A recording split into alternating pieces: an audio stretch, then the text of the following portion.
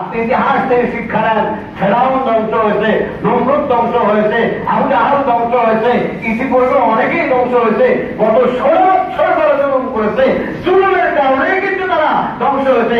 আবার আমি আপনি ওই জায়গায় গিয়ে যদি আবার জুলুম করি, আমার আপনার পতন হতে পারে কি পারে না?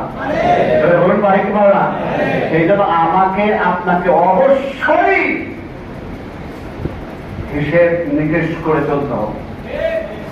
সম্মানিত উপস্থিতি, আল্লাহ রাব্বুল আলামিন কিয়ামত দিবসে হুকুম দিয়ে ইবাদত রয়েছে, মানুষের সাথে যে রিলেশন গুলো রয়েছে।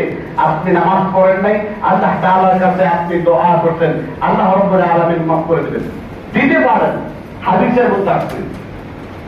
কিন্তু আপনার মানুষের সাথে যে রিলেটেড ওইগুলা যদি আপনি মাফ না নিয়ে আপনি ইন্তেকাল করেন, ওটা আল্লাহ মাফ করবেন? ওটা আল্লাহ মাফ করবেন না। শুধু তাই নয় ভাই, হত্যাকারীর অন্তর কখনো শান্তি পায় না, আজীবন মানসিক অশান্তি ভোগ করতে পারে। জুলুম এমন একটা বিষয়,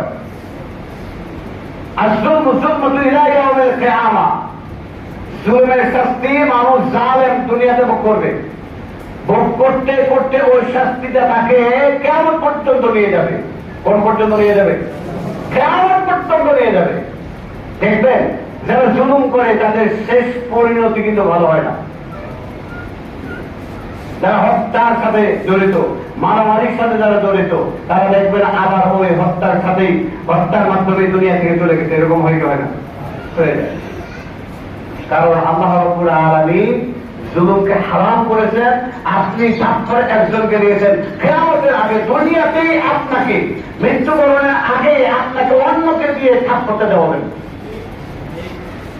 আপনি একজনের গালে একটা থাপ্পড় মেরেছেন, আপনি এখন প্রস্তুত থাকেন আপনার গালটা বেঁধে দিয়ে আপনাকেও থাপ্পড় দেওয়া হবে মৃত্যুর আগে।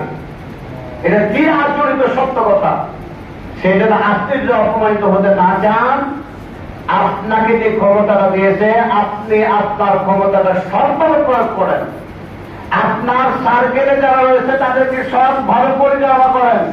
কিন্তু আপনি যদি মনে করেন মই কি হলো রে, সব ক্ষমতা তো পেয়েছি, যে কয়দিন পাই ওই কয়দিনে খাই, তাহলে কিছুদিন পরে কিন্তু আবার আপনার গালের উপরে পড়তে পারে। পারে কি পারে না? পারে।